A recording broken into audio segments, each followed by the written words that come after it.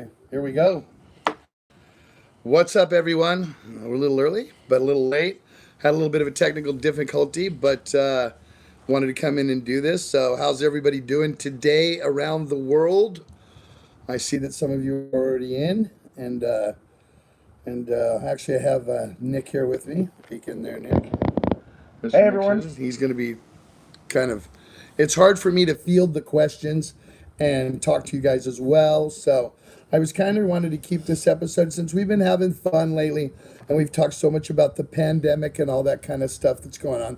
I thought it'd be kind of fun to get onto my favorite topic and everybody's favorite topic, and it's horror movies. And so you can send me questions or your comments on what your favorite horror movies were. I did do an episode earlier last year about what I felt were my top 10 horror films that led me to be who I am and what I've done, in music and lyrical writing and that sort of thing, and what it means to me. And mine have always been the classics. Obviously, the black and white to me is just, I could imagine what it would have been like at the time of 1980 or 1931 and 1935, because Dracula came out in 31,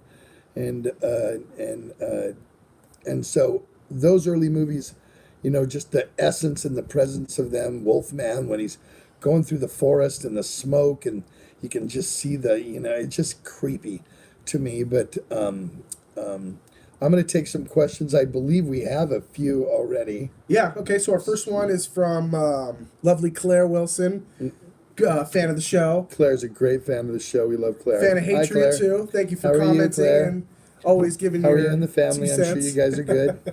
So it's most disturbing horror movies. Hers was The Exorcist. Mine's going to go with that because I've got to go with that. And I'm going to explain why I feel that way.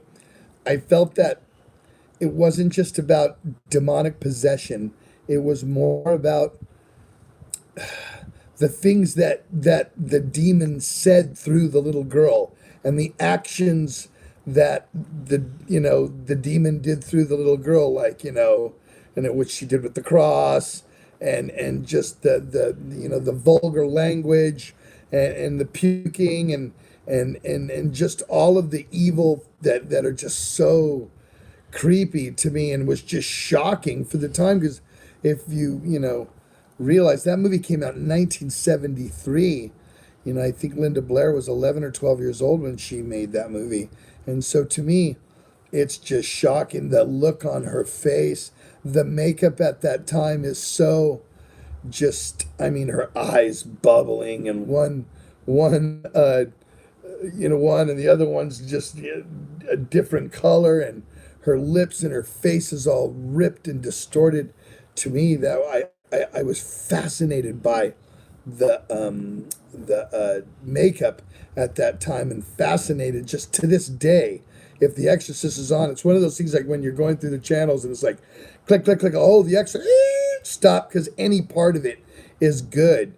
When they're trying to, find out what's wrong with her, and they're going through all those tests, and she's going into convulsions, and then she's snapping back, and just the whole thing.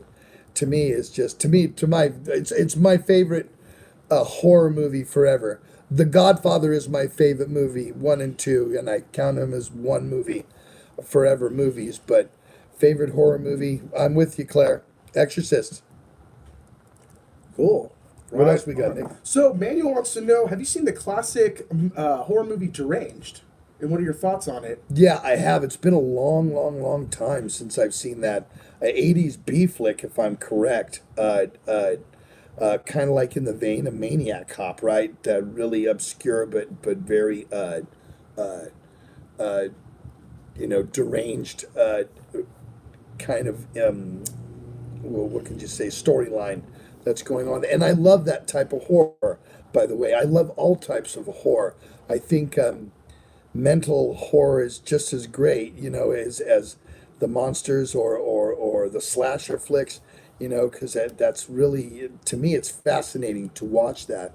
So yeah, I love obscure horror like that. Like, I don't know if you guys have watched on the Vault, we did Bloody Bloody Bible Camp, And so I go from one extreme to the other. I do like that low budget horror is cool with me. Sometimes the stories are even better, you know. So I brought them up. I brought my kids up on didn't it on horror movies and Yeah, I remember we saw Sleepy Hollow when it came out, yeah, the yeah, remake of Texas Chainsaw, yeah. the You were like 2003. 6 when That Sleepy was, Hollow oh came man, out. yeah, those are You know great what I mean? movies. I've dug horror. And it's Jeepers like Creepers. and to me it's like here's this guy bringing his little kids to these horror movies, and I just loved the I loved that.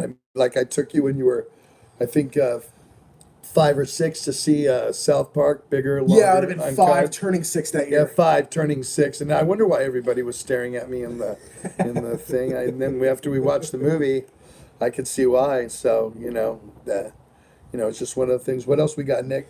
Okay, this is you want a horror question? You want Nexus question? We can go to Exodus. Okay, cool. Disaster Piece wants to know what's a memorable time with Mr. Bailoff. One of your memorable times. I'm sure there's plenty, but what was one time where you're like, Okay, damn? any time with Paul was fun, but I'm sure you've heard us talk about this. He had this house in Oakland, and it was called Hell House. And pretty much after any gig in Berkeley or San Pablo or in that area, everybody would go back to Bailoff's house and party at this place. And there were no rules. I mean, you watched Animal House, the movie, that's what this house was kind of like. And in the kitchen, even in the summertime, there was a puddle of water in the middle of the floor. We don't know why it got, we thought, from booze or people tracking water in, but it was always there. So many different times I remember one time I was still in Legacy. Obviously, he was in Exodus still. And he's all, want to become blood brothers? And this was major to Bailoff.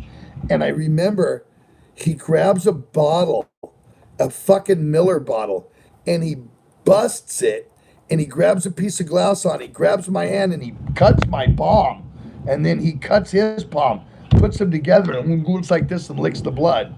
And it's like, so, and that was one of the first times I'd ever met Paul. Probably the second or third time, and I'm like, wow, this guy is he's the real deal. Paul's the real deal. He was the real deal. Definitely missed. That's why we have legends like him and Lemmy Kilmister. If it wasn't for the stories, that's what keeps these guys alive for sure. Cool. Zoo Station wants to know, and I know you just brought up The Godfather. Thoughts on The Sopranos? Loved every bit of it. I'm gonna say, I guess at the end I didn't care for the last episode because there really wasn't any real closure there, other than pretty much Tony's crew getting wiped out. But I loved it. I thought it was the greatest thing ever. There was one. What did I just watch on Netflix with Kim Coates? There's one that was just on, and that one is almost as I can't think of the name of it right now. It's with Kim Coates from Sons of Anarchy. Go on Netflix. It's Anthony LaPaglia, and it's kind of loosely based on a true story from the corruption in Montreal in the mid '90s up to now, and it is absolutely Sopranos meets Goodfellas on steroids. It's really good. So I can't remember the name of it, but it's on Netflix. It's with Kim Coates, and it's really killer. Check that one out. Check that one out. And then Jonas wants to know, did you see Phantasm? I think it was 1979. Phantasm. Phantasm, yeah. Okay, yeah, I've seen all of the Phantasm movies, and that's another one that I guess maybe I could have a conversation with Claire about, because Phantasm to me was just creepy. The tall man played by Angus Scrimm was completely creepy, and just the hearse, the sphere that flies through the funeral home, being chased by the little minions, and they're trying to pull you in. Everything horror is about. In fact, I'll give you a little clue. When I was writing Alone in the Dark, the lyrics, a lot of what happens in Phantasm was going through my head as I was writing the lyrics to that song. So definitely a horror. Just the way it was, amazing. Actually, Bloody Bloody Bible Camp that I had the director on earlier, and we watched that movie. Reggie Bannister that played Reggie in the original Phantasm was in that movie. And so, yeah, love it. Love Phantasm. One of the top ones. Good one. And that's another channel stopper. You go, you see Phantom, whoa, gotta watch this from whatever point it's in. All right, Dagobah System wants to know: did American Werewolf in London scare you? It was the first time Dagobah System right on, and I do see all your comments. Thanks for always chiming in on everything. I truly know you're a fan, and I appreciate that. Which I mean, I truly read all of your guys' stuff. It did. It scared me because you didn't know what was coming, especially when they were going out into the woods after they left the pub, and to me, and that was early. I was probably 15 or 16, 1980, 79, 80. I was 15, 16. The makeup transformation in that movie was absolutely, at that time, beyond anything. So when David Naughton turns into the werewolf and his face is moving, I mean, to me, I love creatures. That's why I love to see like the Dracula. How can you make it look that much more evil? Frankenstein. What can you make Frankenstein to look more evil? Especially the originals. How creepy can you make the Mummy? And how creepy can you make the Wolfman? And I think that they captured it in that. And I still, well, that's another one that I watch to this day. I do. I love watching American Werewolf in London. I'm an old school guy, but I'll watch anything that's good that I hear that's good. I'll check it out. Cool. So, do you like any Shaw Brothers movies or any kung fu movies? I know you do. Yeah, I actually we had El Rey Network for a while. Yeah. I think it's off the net. Is it? Do you still I have haven't it? seen it. To be I think honest it's just a with you. website, but it became a it was actually a network on Dish Network, and on Sundays they would have like samurai Shaolins, and they showed all the '70s martial arts, and of course anything that Bruce Lee did. Enter the Dragon, another one. You're going, I see it. Stop, right? Don't care what part of the movie it's in. I can recite that fucking movie. I don't care. That's another one. Yeah, I love all that karate, all that shit since I was a kid from the early '70s. I mean, I remember taking karate when I was 10 years old. Me and Uncle John because I wanted to be Bruce Lee so bad. I was about 9, and I think he had just passed 73. Yeah, Okay. right then. Yeah, yeah, for sure. Cool. Thomas wants to know: have you seen the Trilogy of Terror? Of course, the original one with Karen I Black believe so. and the little. Okay, again, stuff that's just creepy. And that was a television movie. That was like back in the day, they didn't really play movies from like the movies in the theaters come in on within 6 months they're on TV or in a year. I mean, sometimes it took years back when I was a kid. Planet of the Apes didn't make it to the movies till 5 years out, or TV out till 5 years after it was released in the theaters. And so Trilogy of Terror was the ABC, I believe, Tuesday night movie, and they used ABC used to make their own movies, and it was. I love that, especially because it's 3 different stories with Karen, but the last one with the little doll, that's great. And so, any of you guys want to send me one of those dolls? Oh, I can't put my PO box up there, and I don't really know it. But past episode, I'll Next put episode. a PO. Past that, I got that little doll. I want that little doll. All right, cool. Antonio wants to know favorite Nightmare on Elm Street movie, and did you mind the cheesiness of the later movies? No, I didn't, because how far are you going to go with it? You know what I mean?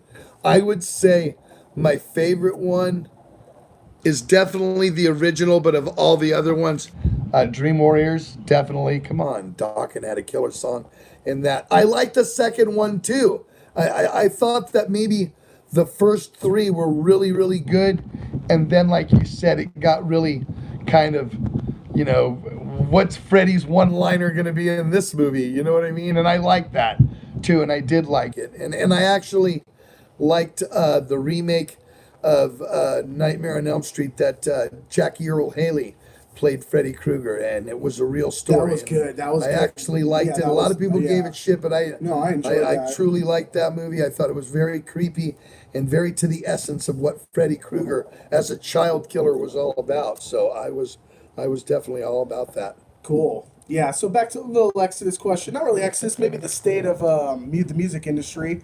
What do you think the future of travel will look like in airports and stuff? Are they think everyone's going to get monitored, thermometer on their head, I and think that's eventually what's going to happen. I yeah, think that because uh, they have to do that. It's going to be slow to do it, but I can already see it coming back right now. You know what I yeah, mean? yeah, certainly. I mean, you said you went to Applebee's and Yeah, we went then to in another county. in We were another able to go. county. Yeah, we So were I able to mean, go at to least the Applebee's. Yeah. restaurants are opening up right now. So yeah, I would say that that's probably what. Come on, what are you going to do at a thrash metal concert? That's what it's all about. Is moshing and running into the next guy. So hopefully this the world creates a herd immunity on this, or at least an inoculation where you can get it. But it looks like I track it every day. I'm really anal with it, and I look at the virus projections for the state, for the country, and for the world every day, and I notice the decline is huge. Although the number of cases are the same, and I think that's the only reason that they haven't gotten more is because more people are being tested. But I think it'll be. I think we're gonna in a year from now we're gonna be all right. I know that Live Nation and AEG are not doing any concerts in America this year, other than say private, because we're booked on Full Terror Assault in September with Guar, and other than private festivals that are going on and those sort of things, I don't see much going on over here this year. I'm not sure how Europe's going to handle it, but let's just see what happens, you guys. Let's just keep our fingers crossed, and hopefully it'll be back to normal soon. That's what we all want. We want normalcy in this damn thing. All right, our boy Nacho wants to know what do you think of the new Rambo? Nachito. I loved it. I look. What are you gonna get in a Rambo movie? I don't want a story. What I want from Rambo is I want to see him in the beginning. I want to see him love something. I want to see somebody fuck that thing over, and then I want to see Rambo kill everybody that had anything to do with him fucking that over. The thing is, how clever is he gonna kill them? In this one, very clever. Very clever kills. Kills I would have never even thought of. And so, yes, I hope you liked it, Nacho, because that was killed to me. I went to the movies and saw it. I was quite entertained, Nachito. Take care. Say hello to the family. Love you guys. All right, Caleb wants to know: would you ever be open to directing a horror movie one day, or a movie in general? I would like to. I've never done it before. So the process, I would probably have to have an assistant with me to show me kind of how the process goes. I bet if I was on a movie set for one time, I could learn to do it right away. But my eye is really good for what's scary, and because I know what scares me and what doesn't, and what's gory and what isn't, and what's like horror and what's not. I've been watching it since I was a little kid, so it would be fun. It would definitely be fun, but as of right now, guys, as you know as well as I am, we are concentrating on New Exodus, and so that's the main thing right now. So hopefully in the near future. All right, we've had several people ask: are we going to get Testament, DA, and Exodus in the U.S.? Are you You going to know, make it happen once all this crap passes? I'm sure I'm going to tell you this, and I had Ted in the vault yesterday for a taped episode that's going to come up next week, and Europe has always been very receptive for our type of music. Not saying the United States isn't. And I love our American fans. You're the best in the world. I mean it. I love all of you guys. I love playing in my own country. But it's like, South America and Europe, they're very much more passionate about it. They still, in America, we wore battle jackets with patches on it in the 80s, early 90s. That's still a thing over there, which means they're still very, very, very loyal. So I think the whole idea of that tour, to answer that question, was to test the waters in Europe first. And The shows were probably, I think, probably 80% sold out. The ones that weren't looked like they were.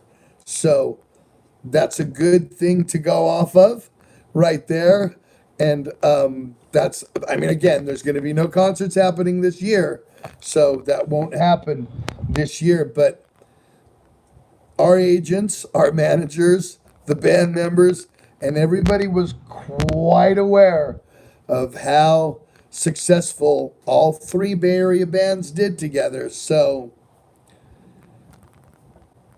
I would say if when this stuff gets back to normal, it's going to be more likely than not. But I can't say for sure because there's nothing on the table yet, and there's nothing being allowed to be booked yet, and there's nothing. So, with that being said, that's all I can say about it. But were we thinking about it when before all of this stuff came out? Most definitely. Most definitely, we were all thinking about, okay, maybe it's time to do this over here, and then this went down, and then plans have changed about again since then. So definitely, we know it's a strong package, and we love you guys, the fans. You make heavy metal what it is for all of us, and we're very much aware of that. That's why we do. Some of us do this social media stuff. I mean, you see, if you're on Instagram, you see Gary Holt every day putting something up. We're all very, you know, more touchable than you think. And when we do stuff like this, and I grab Nick to come in and go live, you can find out, what Hatriot's doing. Plus, you have another project we can talk about. Two other projects, yeah. Two other projects. Might be releasing a Sudden Lost song next week. Yeah, see, so there's things going on. So I just thought that was a good idea to go live with you again. But I kind of wanted to keep it on a topic basis with horror and stuff. So, because we know I get so many comments on my show, so many comments from you guys always saying, hey, what about this movie? What about this movie? What do you think about this, Zetro? So I figured, why not? Let's just do a episode where I'm talking about horror. Yeah, and you can just ask us questions live right as you think of it. Exactly. So, it's a good little thing. I love YouTube Live and Facebook Live. It's a I've been doing most of my shows on tape. Zetro's Talks Evolve tape because I use really nice cameras and I like it to look good and I like the whole set. Yeah. This one is basically way more interactive. On an iPad. This is and I like to do this from time to time because the interaction is very important. And if you've ever met me on the road, which a ton of you guys have, that I'm very approachable and I'm very fan friendly and it's all about you. It wouldn't be what it is for us on stage if you guys were not as good as you all are when we play our concerts. And think about other genres of music that when rock and roll bands go on stage, I mean, if you go see, Tom Petty or Styx or Fleetwood Mac, and I love those bands. Well, not Tom Petty anymore, obviously, but the bands of that type of rock and genre, which is considered hard rock, the fans are sitting down or just standing there or maybe making a little move like this. You guys are nutcases. You go crazy. You show your love by just screaming loud and going crazy and banging your heads. And for a player, for a musician to be on stage and see the reception. I mean, actors don't get that kind of adulation. They have to, it's all on screen, so they never get close. They don't do their movies live, so they don't know unless they're, doing plays. Obviously, actors that do plays, Tony Award-winning actors and people on Broadway, they would know that. But, movie actors wouldn't. There's no adulation there. But all you guys, especially heavy metal, and I've said this all along, heavy metal has never lost the essence of what rock and roll became originally. Rock and roll was supposed to be rebellious. Rock and roll, the fans, if you watch early Elvis concerts or early concerts with Buddy Holly and the Big Bopper and Little Richard, who just passed, you watch those concerts and people in the crowd are going crazy and going nuts. That's the essence of rock and roll to me. Only the heavy metal crowd has not let that rebellious, bit of rock and roll go. There's nothing about soft rock. There was no soft rock in the 50s. There was rock and roll, And so I I think that you, as heavy metal fans, have always exemplified that. Thrash metal fans, especially, you have exemplified the showing your love back to your favorite bands by that. And I just want you guys to all know that we see it and we appreciate it. And that's what makes us keep going more and more. And coming off of the Bay Strikes Back tour in Europe and seeing sold out shows over every night means that you guys aren't tired of us yet. So we only still have the gas tank is still full. It's still full for me, Mick. You know what I mean? Oh shit. I'm moving. I ain't ready. We all see that between the show and the New Testament album Yeah. and everything you got your hands in. Yeah. You ain't slowing down No anytime way. soon. No way. No, I'm no. moving on. So Elliot wants to know what are some influential horror movies that have influenced some of the lyrics you've written throughout the years? Well, like I said, Phantasm kind of had a little. I was thinking about that in when I did Alone in the Dark. A lot of them, a lot of the horror movies, because in Exodus, I write more tongue-in-cheek realism, social aware stuff. But I think I'm always thinking of horror movies. A lot of the first Hatred album, I think you took a lot of horror Yeah, a movie lot of that influence. stuff. Shadows Yeah, of the sure. Buried, Children to be Damned. yeah, because those had had to do with like exactly Erzbish Bathory, Yep. Countess Bathory. I did had a one to do about vampires on there. So yeah, when I do get to write on my own, I do tend to go to that topic. You know what I mean, to the horror topic. So Shadows of the Vampire was actually where I got that is that from. where you got that? Okay, Yeah, okay. with Willem Okay. Dafoe, who was actually Oh, yeah, it was okay. like the filming of the original Nosferatu, and it was a really great movie, and I kind of stole that from there. And then Countess Bathory, obviously, is Erzsébet Bathory, and how she Yep. bathed in blood. the blood of virgins to keep her young. So everything I do is horror. You should see my house. It's completely, it looks like my set here, completely. Cool. All right. Does it bum you out that people don't buy physical copies, i.e., vinyl and CDs, and Best Buy doesn't even sell CDs anymore? And where do you think the future of streaming is going? I have to be honest with you. I have iTunes Music, but I also collect vinyl. I do both. So I do both because iTunes Music, I'm sorry, technology, it's way more convenient for me now. I can get in my car and Bluetooth it right to I can put in my phone, I can go walking anywhere, I have my music right there. And that was, God, think about it. Back in the 80s, I had to wait to put a Walkman on or get in my car and put a cassette in to hear the song that I wanted to hear. Now I can go, doot, doot, and it's right there. But there'll always be the collector that has the what do you call it, the CD, the packaging. There'll always be that guy. There'll always be the guy that will want the cover and everything, and that's great. And I think vinyl is definitely coming back. So It definitely is. And I think live streaming, believe it or not, and vinyl go hand in hand with each other. For me, I have a Spotify account.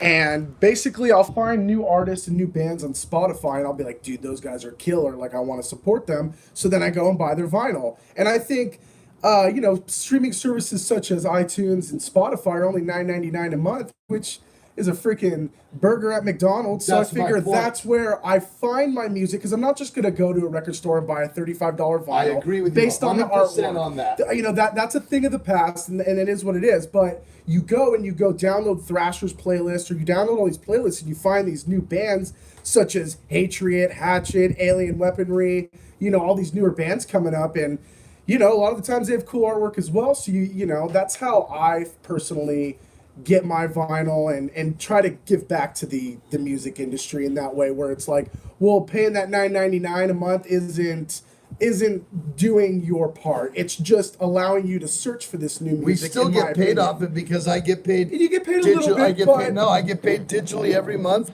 I have a thing called SoundScan, and it digitally takes care of any royalties that are coming out like Yeah, that. So yeah, that's- so it's part of it. I mean, honestly, guys, we're heavy metal. We don't make our money off record sales.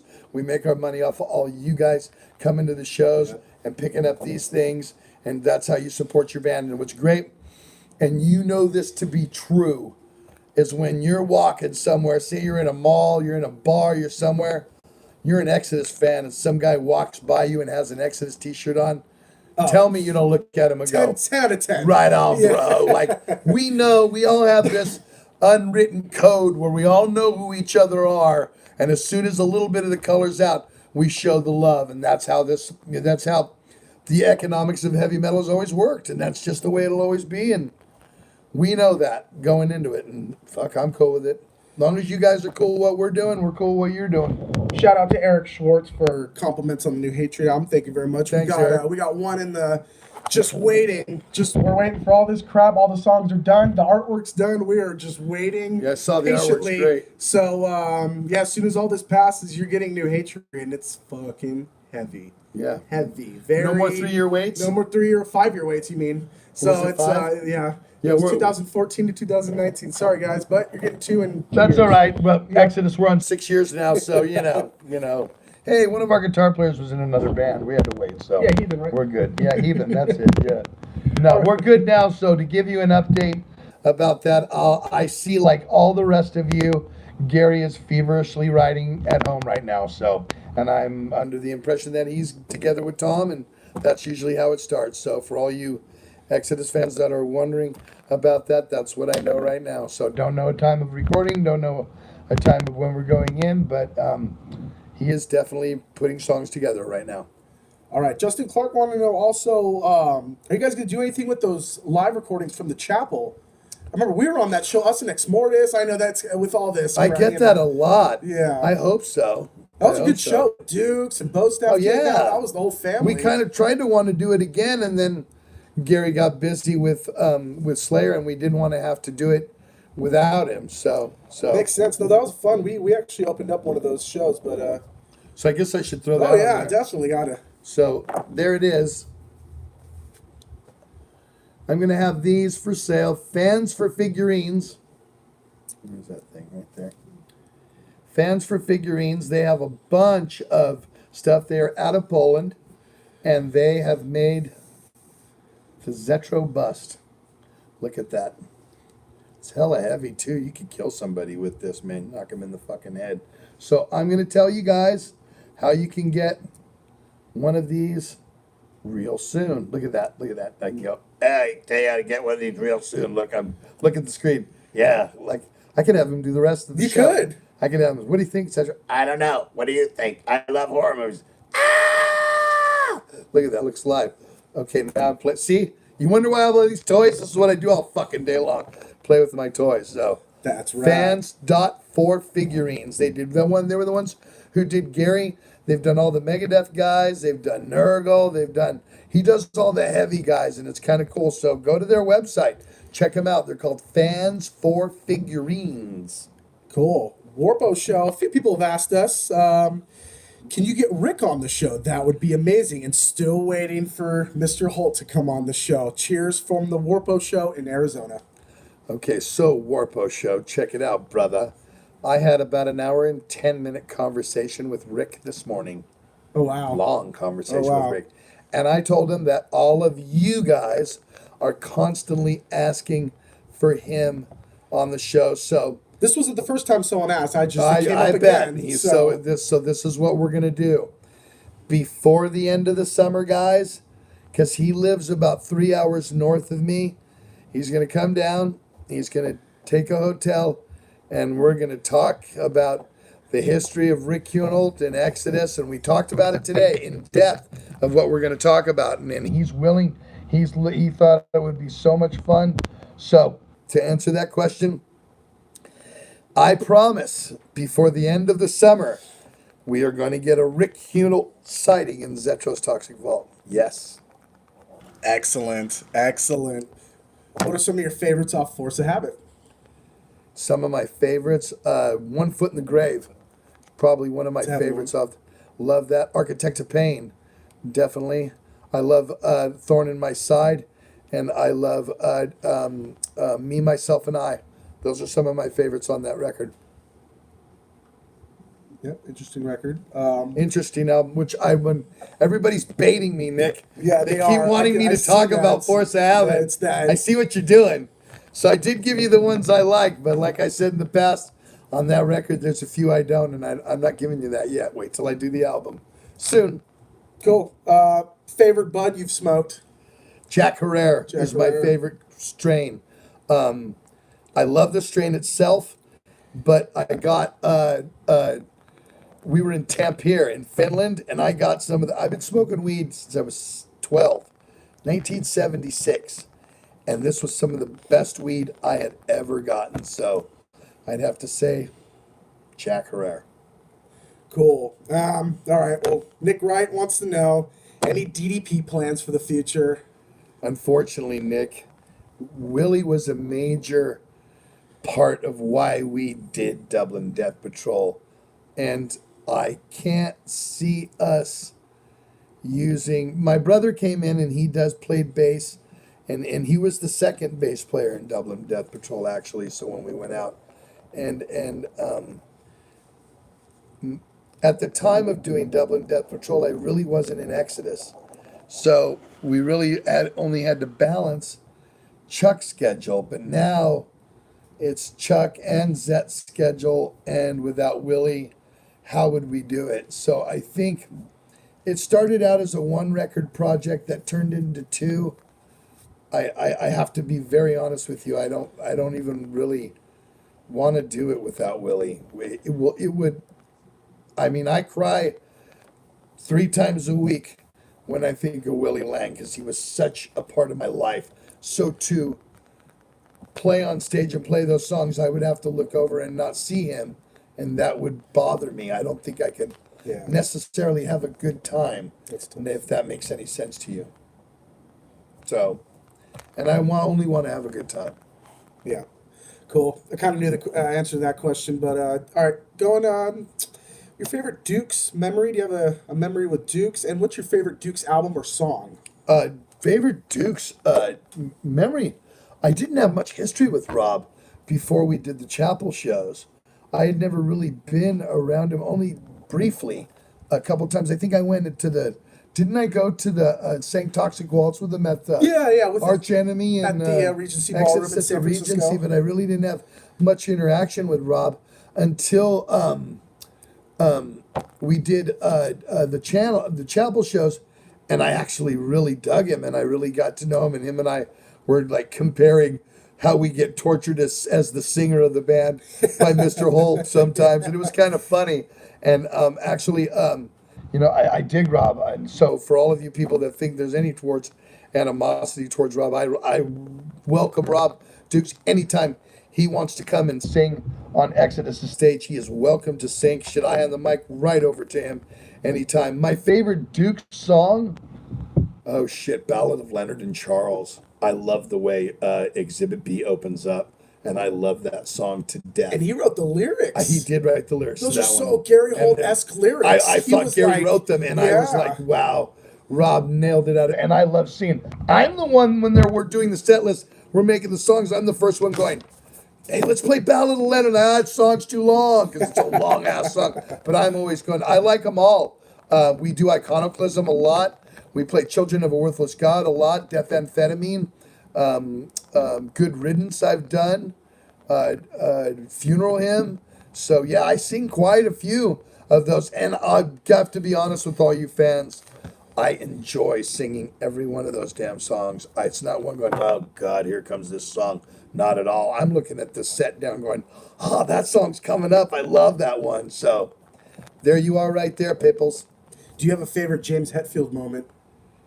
I think I remember when you were- I've told this one before. My favorite one is when we were at the Metallo House, and it was late. I think it was after Ingwe at the Kabuki, and we ran out of, and Gary was there too, and we ran out of Chaser, and we were drinking about 4 in the morning of vodka or gin with maple syrup.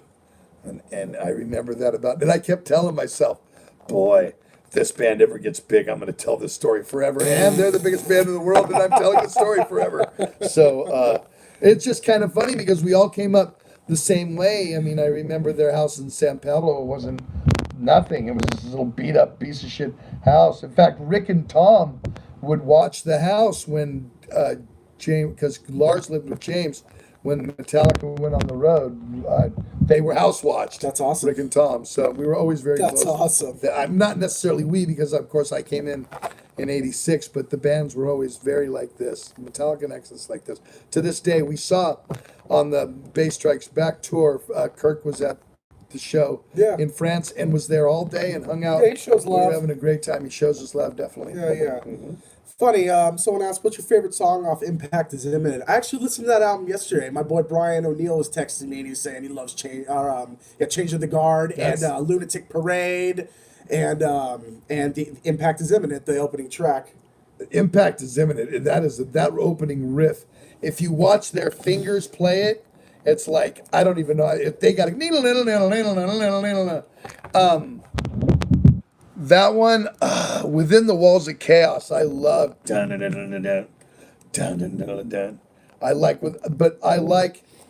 I didn't care for Thrash Under Pressure. I see that coming up. Yep. I see that coming up. That record is really brutal. When we went to do that album, we were saying, well, look, we're going to make the heaviest record on a major label that's ever happened. The production wasn't always all that good on that album. It should have been a little bit more bottom end. We actually used a guy, it was Gary and Rick producing, and a guy named Chubba Petak. And Chubba, his really only claim to fame was he did Metallica Garage Days, and that's where he went the album. So we kind of, we'll use Chubba. He did some Metallica record, sounds good. So a little bit tinny, but I love the songs on that record. And that tour was when, we did Suicidal, and Pantera was a new band nobody have ever heard of before opening the show. So yeah, Within the Walls of Chaos, probably mine on that album. Listen to 5 bands for the rest of your life. What would it be? Fuck, that's fucked up. Motorhead, Rainbow, Five bands, you prick. Greetings from Barcelona. That's Yeah. Rainbow, Motorhead. You're killing me on this one. Maiden? Yes, Dead Kennedys. So that's 4. One more. You can't do 5, right? You can't do that. That's too I hard. know. That's too hard. It's just way too hard. Saxon. Oh, great picks. Great picks. Shay wants to know, do you miss the Omni in Oakland? Of course. That was when we had decadence. I mean, the neighborhood was terrible. You had to watch yourself going in. But once you got in, the little bar that was off at the stage, it was really, I miss all the clubs, Shay, all of them from back in the day when we did this crap, man, from the beginning. I loved Ruthie's. I loved the Stone. I loved the Keystone. I loved the Mabuhay. I loved the Rock on Broadway. I loved Wolfgang's. I loved all the clubs. They were so much fun. It was a fun time, I guess. But like they say, all good things must come to an end. But we keep it alive by keeping the Bay Area thrash band still moving and doing stuff like the Bass Strikes Back. So Cool. As we wrap it up, we got a few more. Somebody, Screet Music says, I bought a pre-owned signed Exodus bootleg, and then there were 300 from a shop in Sweden. Did you have a signing in Sweden before 1989, or was this the first time? I'm trying to trace where this is from. if we did, it was in '89, because I remember we toured with a band from Sweden called Drifter there, and so if I could be able to look at it and know if it's my signature or not, but if it was, it's genuine, because we did do record stores, and that tour was in '89, and it was actually almost 6 weeks in Europe. So it was one of the longest tours I ever did. And this is before phones and internet and any of that shit. We're still writing fucking letters on the way home. Cool. Omar wants to know, between Ozzy and Dio, which one is the better vocalist? They both have their own unique ways about things, but I got to know Ronnie James Dio personally after touring with Black Sabbath on the Dehumanizer tour. And Dio's a god. Dio to me is a god. I'm not saying Ozzy is, and that's a tough one because I love them both. But if you were to say either are records, I'm gonna grab the Dio one first, probably. Cool. All right. Somebody wants to know. Talk about when you joined Rob Dukes to sing "Toxic Walls" in San Francisco. I just got a call, and said, "Hey, would you be interested in coming out and singing a song?" And I said, "What do you want to sing?" And they said, "Well, you want to do Toxic Waltz?" And I'm like, "Cool." So then, yeah, and that was really the only interaction I had with Rob that day. Is when I went out I was on the side of the stage. They came out, shook his hand, and then he went on stage, and then I went out. Before we went out, he was introducing me, and I leaned into him. I says, "How you want to do it?" And he goes, "I'll sing the first verse. You sing the second verse. We'll do it." So he basically directed on that. It was fine. His gig at the time, the way I looked at it is, Yeah. how do you want me to do it? All right. Wrapping this up pretty Yep. shortly. Yep. All right. We'll do two more. This one. What is your favorite food when you are super baked? That's a good question. Anything fucking sweet. Chocolate. Chocolate, fucking candy. I'm a Reese's peanut butter guy. You saw that one. I don't know if you've seen. I did one episode. I make my own peanut butter cups, even with magic shell and peanut butter. But I love. I can make a sundae that'll have ice cream and cereal in it and chocolate sauce and caramel and whipped cream and candy on the top with a hard shell over it, kind of something like that. Yeah. Well, I haven't been lately. I've been trying to. The COVID thing's going to turn people into here. I haven't been doing that lately. Been eating my veggies. So Paleo asked me, "Is Hatred coming to Europe?" We were supposed to do a tour to Europe this summer. We're going to do Alcatraz Into the Grave Festival. We're also going to do 4 shows. But right now, management is telling us it's being postponed. So hopefully we'll see you guys next summer. But yeah, the final question for Zetro on the Zetro Toxic Vault is from Maggie, which I hope that's a Slipknot reference. Which Exodus song that you co-wrote are you most proud of? I have to. I'm not even going to go with an early one on this one. I'm going to go with the Tempo of the Damned. Gary and I both wrote "War is My Shepherd," and I think to me that exemplifies us and myself and him being able to write. Shows what we're capable of. Writing. Something that's with fucking straight up in your face. So. I mean, other Toxic Waltz. I can go through the Chemical. I can go through so many.